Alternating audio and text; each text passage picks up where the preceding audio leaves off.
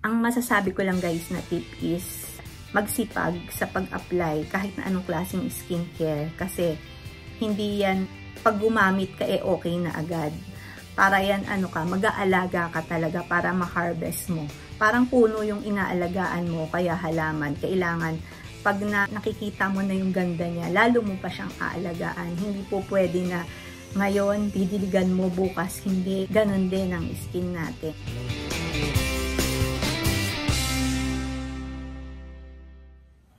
Hi guys! Welcome back to my channel. I've always asked a lot about anong eye cream ang maganda o anong eye cream ang gamit mo o anong eye cream yung tingin mo na effective. Yan ang laging tinatanong sa akin guys. Lahat ng yan sasagutin ko based sa experience ko na paggamit ko sa eye cream. For now pala, bare face ako. Magang-maga pa lang dito. Medyo nag-wind down ako dahil sa mga chores na gawa. Na alam naman natin mga mami kung paano ang trabaho sa umaga, 'di ba? So ayan ang current na ng aking eyes. Ngayon guys, ay may mga ginagamit ako sa morning, tapos sa mid-afternoon, and sa evening din. Ganun kasi mostly ang pag-use ko ng skincare everyday at syempre kasama niya din ng eye cream doon. Meron akong mga nagawang video regarding sa best eye creams na lilink ko down below. Hindi ko na kasi nasundan yun. Tanggalin na nga natin ayon. Hindi ko na kasi nasundan yun afterwards guys. Kaya ito na yung katuloy. Lahat ng ito guys, ililink ko down below. Ang concern ko about my eyes is may time na under eye circles. Medyo hollowness dito. Nag-battle ako ng ganun. Puyat-puyat ka, ganyan. Pero mostly talagang ang binibili ko na eye cream is for firming, plumpness, lifting, yan. Ganyan talaga yung ginagamit ko. Kasi yung under eye circles or yung hollowness dito is lately na lang ako din gumamit nun. Lahat ng ito, guys, nang babanggitin ko is ito yung ginamit ko for the past months in alternate rotation. Sa morning, ang ginagamit ko is itong The Ordinary. Alam nyo naman kung gaano ko ka-fan sa Ordinary, which is may mga nagtatanong sa akin kasi na ano yung ma-recommend mo na eye cream na hindi naman masyadong mahal or hindi high-end or hindi premium pero effective, proven effective mo. Ang masasabi ko sa inyo at ang marirecommend ko is itong The Ordinary Caffeine Solution. So okay siya sa mga hollowness or under eye circles, ganyan. Words, ginagamitan ko yan ng Jade Roller. This is Caffeine Solution 5% EGCG. Dahil sa ito konting-konti na lang, meron akong backup dahil nga ayoko nga maubusan. Ito. Ayan, punong-puno pa yan. So, yun. Dati meron siyang I think meron tong official store sa Lazada dati. Pero meron akong binibilhan din ito. Ililink ko down below kung saan yung guys. At ito is effective to for me ha. Ayan, bumagsak ang aking mini tripod. Kaya, bear with me.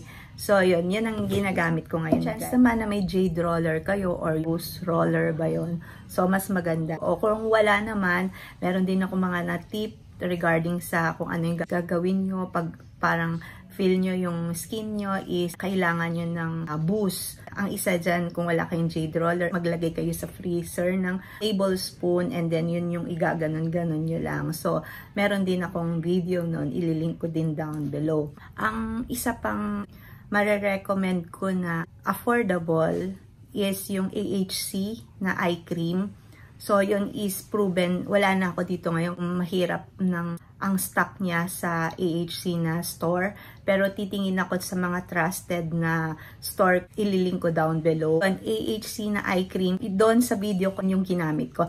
Medyo pasensya na kayo kung nagra-rumble ako magsalita guys. Kasi hindi na ako sanay mag-review. Sa sobrang tagal kong hindi nagre-review. Ito lang talaga uli na mag-review ako. Kasi nga, ito yung maraming tanong sa akin na dinidm ako or tinatanong ako ng mga friends ko din. Ganyan. Yung AHC and then Laneige. Laneige is matagal ko nang ginagamit yan at proven effective ko na yan.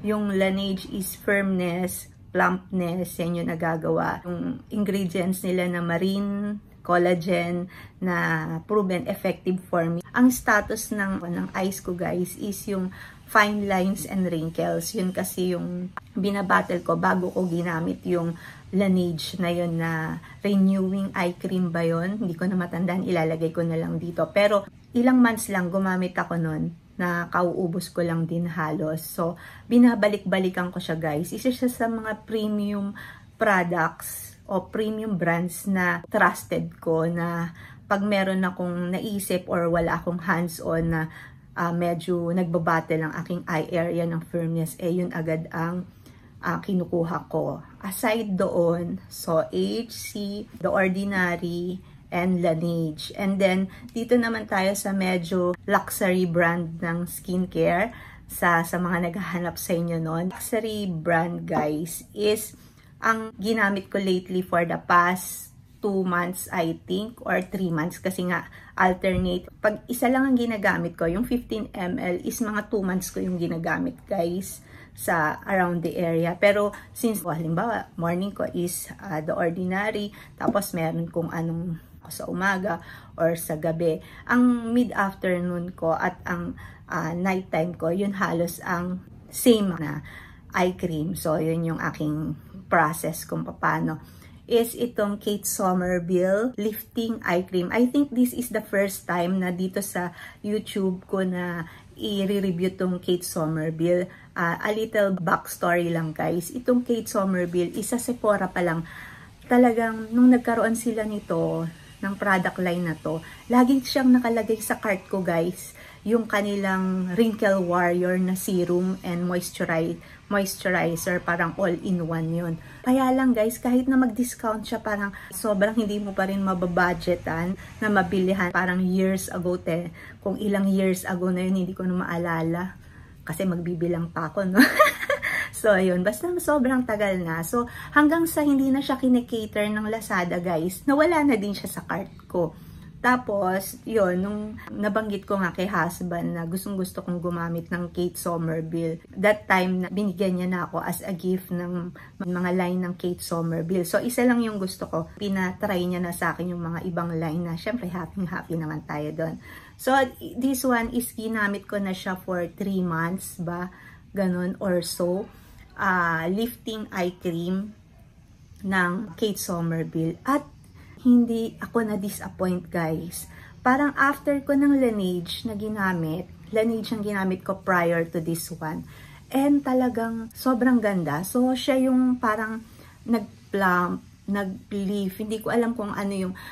Di ba minsan sinasabi nila, talaga bang yung mga ganyan na kamamahal or ganyan na klase ng skincare, talaga bang merong epekto yan? Guys, kasi gumagamit ako high and low na skincare. Talagang meron siyang effect for me. Talagang testify ko yun. Kasi on a budget naman tayo, no? Bawat isa sa atin may kanya-kanyang bracket tayo ng budget for that. Natatry ko yan, na-experience ko yan lahat. At pag gumagamit ako ng luxury brand, guys, talagang kitang-kita ko talaga yung epekto sa akin. So, for me, personal, kaya talagang parang na-overwhelm pa din ako every time sa mga effect. Kaya, talagang proven effective sa akin, ika nga. Ito is lang napaplump niya, parang yung mata ko parang gumaganyan. So, hindi siya nagdudroop kasi minsan yun ang ano mo na din pag medyo, kahit naman hindi ka nagkakaedad, pag hindi ka nag-aalaga talaga, ang eyes talaga is mabilis talaga siyang mag-droop. So, ito is okay naman siya guys. At dahil sa maganda yung effect niyan sa akin, ito na, may backup na ako for that. At, ayan. So, guys, hindi ko pa ito nagagamit. May backup na ako. Medyo ilang days bago dumating. Pero ito is okay sa akin. Lahat ng ginamit ko ngayon na Kate Somerville, hindi siya nakaka-disappoint sa akin. Maganda talaga. Mag-look out kayo sa mga Kate Somerville na skincare review ko. So, working on that pa din. Pag ginamit nyo siya guys, madali din siyang, para siyang cream, pero easily absorb naman siya ng skin. Ito is yung The Ordinary pala is ano to, parang serum siya and then liquid form, parang liquid na medyo malapot ba kung meron pa to. Ayan, ganyan siya guys. Ayun, ganun ang, ayan, meron pa akong hindi nagagamit na Warrior na eye gel. Ito is wala pa akong masasabi sa inyo kasi hindi ko pa siya nabubuksan. Inform ko kayo dyan kung ano naman ang epekto sa akin yan. Ito, dito kayo matatawa.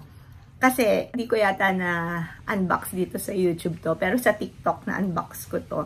Alam niyo naman kung gaano ako ka-fascinate sa Lancome na mga gift set nila, lalo na yung holiday gift set nila na bag nilang ganyan, na wherein meron silang mga full size at meron din silang mga samples. So, yung mga samples na yon, doon ako natutuwa kasi meron akong mga nagugustuhan na na-purchase ko into full size, ganon. Diba guys? Yun naman yung mga maganda pag nakakatry kayo ng mga maliliit na samples, mga kasama sa pan-purchase nyo, mga 15 ml, 10 ml, 7 ml, ganyan. Kasi natatry nyo siya, nakikita nyo na maganda yung nagiging effect. Lalo na kung dull, dry skin, lalo nang kita nun ang epekto. Pala guys, is combination skin ako. Tapos eto na, di sa Lancome na tayo.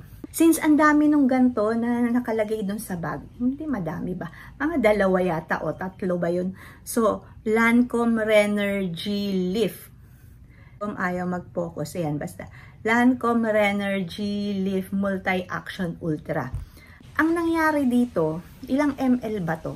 5 ml guys. Since na yung mga previous kong nagamit dun sa gift set ko nung previous years, is itong Renergy Lift is moisturizer. Pagkakuha ko nito sa bag, binuksan ko na, inopen ko ng ganyan.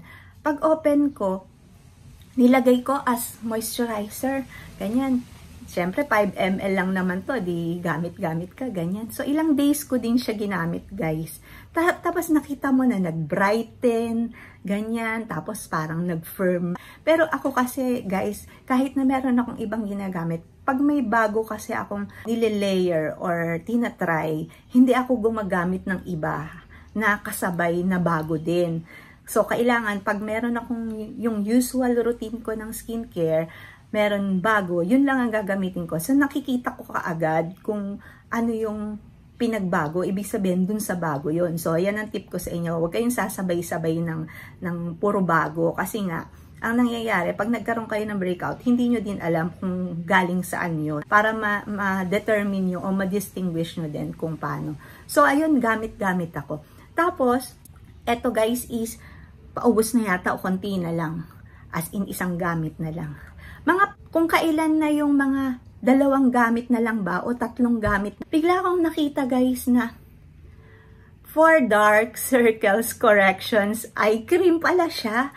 Mantakin mo, eye cream pala siya. Kaya lang talagang mas mainam kasi mas nakita mo yung epekto niya. Kasi dito mo siya ginamit. Eh di ba parang mas concentrated kasi pag eye cream guys. Tama ba ako?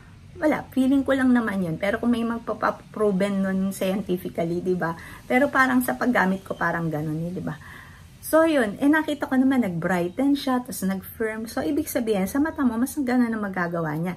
Tapos, syempre, naglalagay pa ako ng eye cream, parang ewan Naglalagay ka pa yung pala, eye cream pala yung gamit ko. So, masasabi ko na ang Lancome Renergy na line nila is maganda din talaga. Tapos, yung amoy niya pa is ginseng type, parang herbal, kaya gustong gusto ko kasi soothing, tama ba yung natin pronunciation, soothing sa aking pang-amoy yung mga ganon. So yan ang nangyari dyan. Kung kayo naghahanap naman ng luxury brand, so ito nakalagay dark circles correcting eye cream, pero Renergy Lift siya. Guys, hindi lang siya pang dark circles. Nakaka-brighten siya and nakaka-lift din siya, nakaka-firm siya. Kaya, okay to. And then last, eto, hindi pa ako nakakagamit guys ng full size nito. Pero dahil sa eto is, kita nyo, meron akong backup na. Kasi, ubos na tong ginagamit ko na to. Ubos na siya. Kaya, after nito maubos, eto na yung ginamit ko. Itong Shiseido na na-unbox ko to sa inyo na hindi ko alam na meron palang frame ganito. Ang days ko na rin siyang ginagamit guys. This one is 10 ml yata to. Tingnan natin. Tama ba? This one is 5 ml nakalagay. 5 ml. Dito. Ayun, ilang days ko pa lang siyang ginagamit para din pala siyang ganito. Kung ano yung effect sa akin ng Kate Somerville. So, ganun din yung effect niya, na-retain niya. Sa experience ko kasi guys, kasi may mga time in life, ganun no? Drama-drama tayo. May mga time sa buhay na halos hindi ka makabili ng mga product na